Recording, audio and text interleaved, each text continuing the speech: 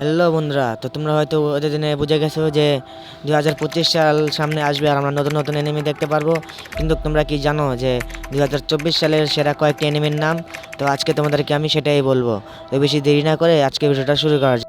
তো আমরা এখানে কোনো ধরনের কাউন্টিং করবো না বা র্যাঙ্ক হিসাবে রাখবো না, তো আমরা শুধু নম্বর হিসাবে তোমাদেরকে দেখিয়ে দেবো। তো আমাদের নম্বর 1-এ আছে ডক্টর স্টোন।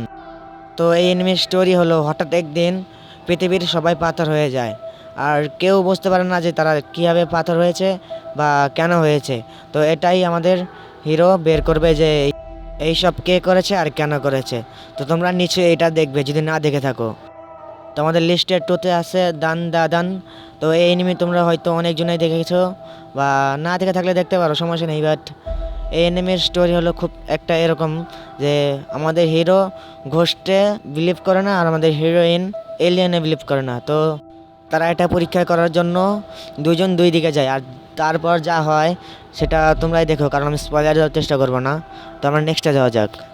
আর আমাদের নম্বর 3-তে আছে মোস্ট আন্ডাররেটেড এনিমে স্লো লিভলিং। হ্যাঁ, এই এনিমির সিজন 2-র জন্য এখনও অনেক এনিমি লাভাররা বসে আছে যে কবে এই এনিমির সিজন 2 আসবে।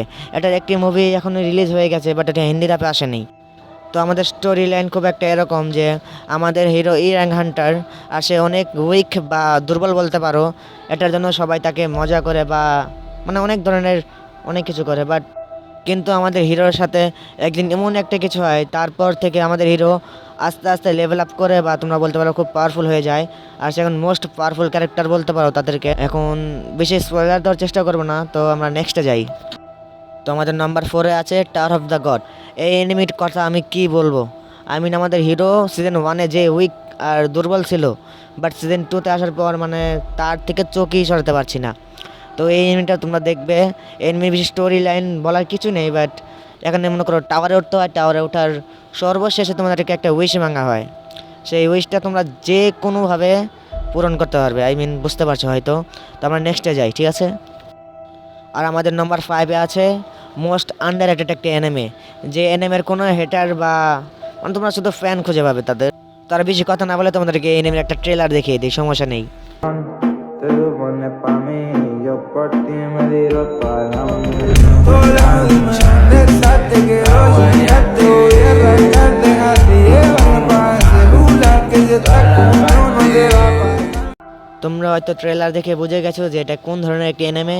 এই এনিমে দেখার পর তোমাদের মুখে যদি একটাই কথা আসবে, ভাই মজা আয়া। তো আজকের জন্য ভিডিও এতটুকুই। তো আবারও দেখা হবে নেক্সট কোনো ভিডিওতে।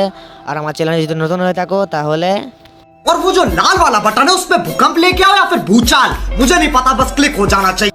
আর হ্যাঁ বন্ধুরা, তোমাদেরকে একটা কথা বলার ছিল। আমার একটা বন্ধু আমাকে চ্যালেঞ্জ করে যে আমি 1 মাসের ভিতরে 500 সাবস্ক্রাইবার কমপ্লিট করতে পারবো না।